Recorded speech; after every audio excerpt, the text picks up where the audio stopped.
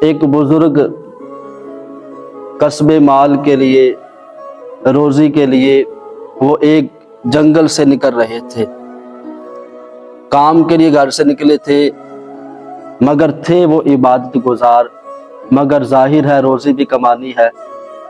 اچانک وہ ایک منظر دیکھتے ہیں کہ ایک لومڑی ہے جو بڑی فربا ہے، تر و تازہ ہے، مگر ہے وہ ہاتھوں سے معذور، مگر ہے وہ پاؤں سے معذور، وہ دیکھ بھی کچھ نہیں سکتی۔ حیران ہوئے کہ نہ تو اس کے ہاتھ ہے، نہ پاؤں ہے، نہ آنکھیں ہیں، تو یہ پھر کس طرح کھاتی پیتی ہے؟ کون اسے کھلاتا ہے؟ کون اسے پلاتا ہے؟ آس پاس دیکھا، کچھ بھی نہیں تھا، اسی شش و پنج میں تھے کہ وہیں پر بیٹھ گئے۔ اچانک زمین شک ہوتی ہے، پھٹ جاتی ہے، ایک پیالہ شہد کا نکل آتا ہے اور ایک پیالہ دودھ کا نکل آتا ہے۔ آپ حیران ہو گئے، سوچ میں پڑ گئے کہ نہ اس کے ہاتھ ہے، نہ پاؤں ہے، نہ آنکھیں ہیں، یہ کس طریقے سے اس کے پاس جائے گی؟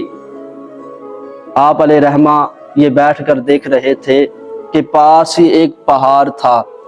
اب اس پہاڑ سے ایک خوبصورت چہرے والا، سفید چہرے والا، نورانی چہرے والا بزرگ اتر کر آتا ہے۔ جب اوپر سے آتا ہے، تشریف لے کر آتے ہیں، وہ پیالوں کو لیتے ہیں اور لومڑی کو پلا دیتے ہیں۔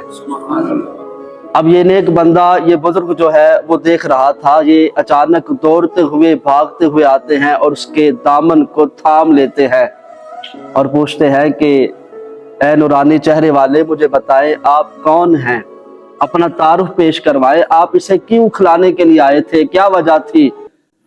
وہ فرشتہ، وہ بزرگ جو پہاڑ سے آیا تھا، کہنے لگا کہ میں رب تبارک و تعالیٰ کا فرشتہ ہوں، اللہ نے میری ڈیوٹی لگا دی ہے، یہ میری ڈیوٹی ہے، میں صبح شام آتا ہوں، اسے پلا کر چلا جاتا ہوں۔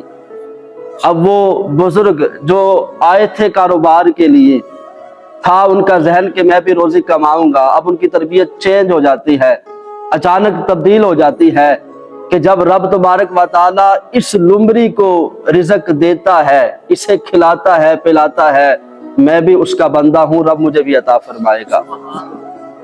اب اس نے یہ ذہن بنا لیا، اب وہ جنگلات میں نکل گیا، اپنا ارادہ تبدیل کر لیا، وہ رب کی عبادت کرتا رہا 7 دن تک، کئی دن تک اس نے رب کی عبادت کی۔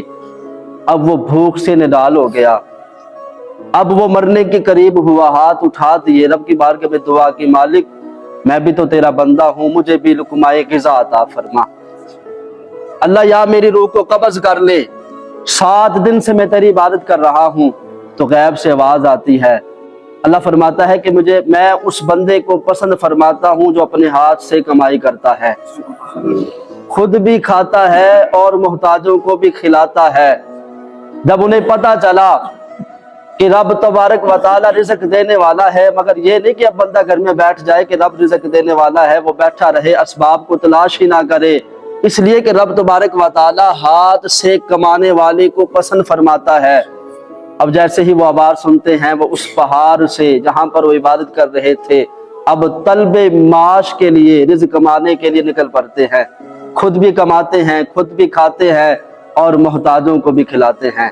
نبی کریم صلی اللہ علیہ وسلم نے ہمیں آگاہ کیا، تربیت فرمائی، تعلیم دی، فرمایا کہ رب تبارک و تعالیٰ کا میں بھی محبوب ہوں، میں پیارا ہوں، لیکن فرمایا کہ جو نوجوان اپنے ہاتھ سے کمائی کرتا ہے، وہ کسب مال حلال رزق کماتا ہے، سنو وہ بھی رب تبارک و تعالیٰ کا پیارا بن جاتا ہے۔